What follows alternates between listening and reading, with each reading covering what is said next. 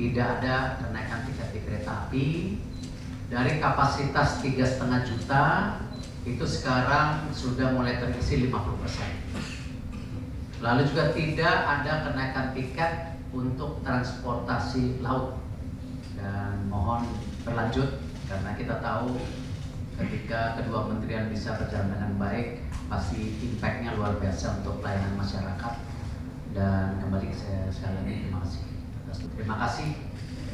Terus terjadi perbaikan untuk kondisi pelayanan masyarakat, terutama di airport. Saya sudah hadir sendiri menyaksikan bagaimana bandara di Bali juga sudah mulai tentu maksimal, dan di Jakarta juga sedang ada perbaikan di sana sini sehingga ini bisa meningkatkan pelayanan.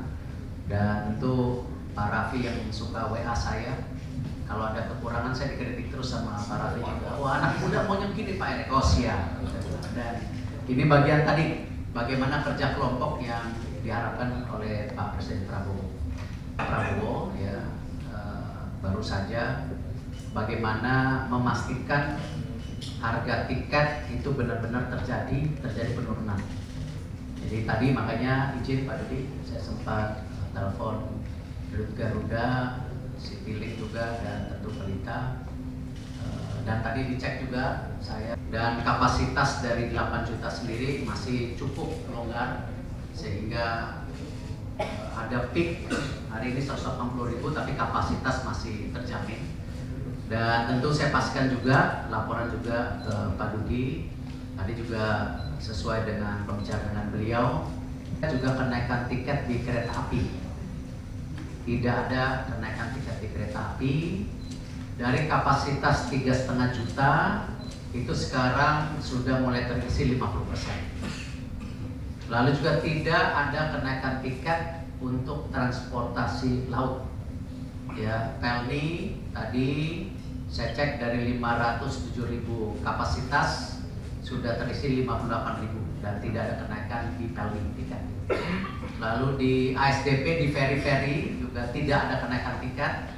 Dan sementara mungkin yang perlu diantisipasi untuk Ketapang Gilin Manuk, kalau Bakahuni Merak saya rasa masih jauh dari kondisi-kondisi yang dikhawatirkan. Jadi kita pastikan bahwa di Nataru ini kita menjaga juga daya beli masyarakat ya. Bagaimana tadi ada tiket yang diturunkan pesawat terbang 10%, harga tiket yang lainnya tidak ada kenaikan. Dan ini memang benar-benar kami pemerintah sesuai arahan Bapak Presiden Pak Prabowo, memang kita memastikan pelayanan kita bisa maksimal. Konsep daripada airport sendiri kan di berbagai tempat berubah sekarang. Tidak hanya fasilitas untuk penerbangan, tapi juga kenyamanan untuk publik. Dan bisa kita lihat juga bagaimana banyak airport juga berubah konsepnya, sehingga juga menjadi point of interest orang berkunjung seperti di Singapura, di berbagai lain, semua seperti itu. Dan tentu catatan kembali untung rugi ya, kami di BUMN nggak bisa melihat selalu untung rugi. Kalau kita lihat untung rugi pada saat COVID semua bandara terbuka.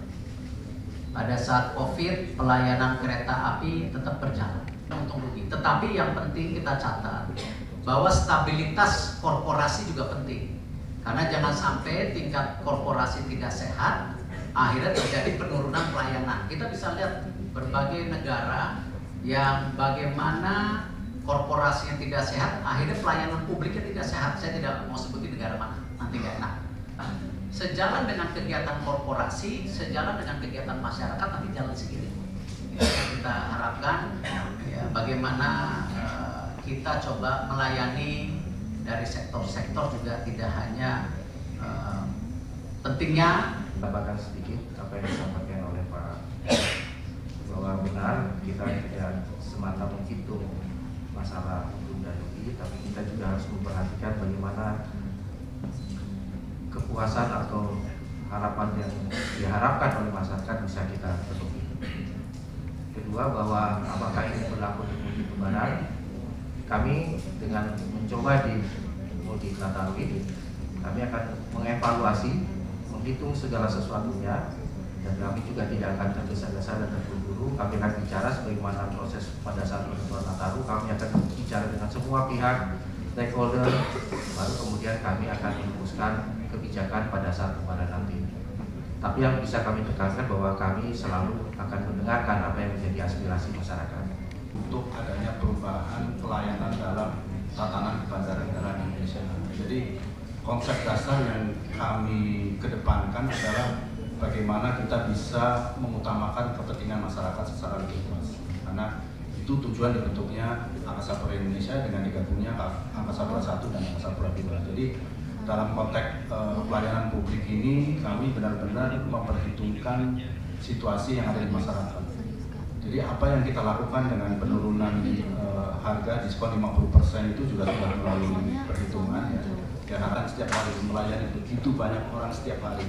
Dan tentu saja kita ingin memastikan bahwa dalam proses pelayanan ini juga ini upaya yang terus kita lakukan untuk menciptakan rasa nyaman.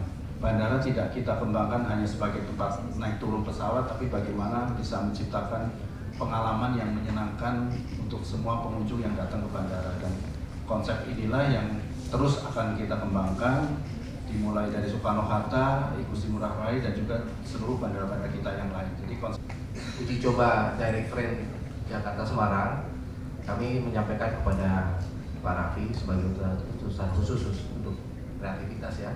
Saya sampaikan bahwa ruang-ruang publik yang ada di seperti di stasiun kereta, kemudian terminal-terminal dan pelabuhan, kami buka untuk anak-anak muda untuk menyalurkan kreativitasnya.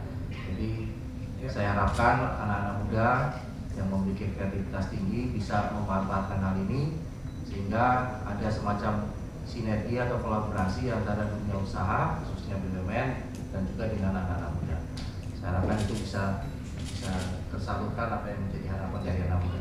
Sejauh ini yang aero adalah 60%, 40% adalah non aero.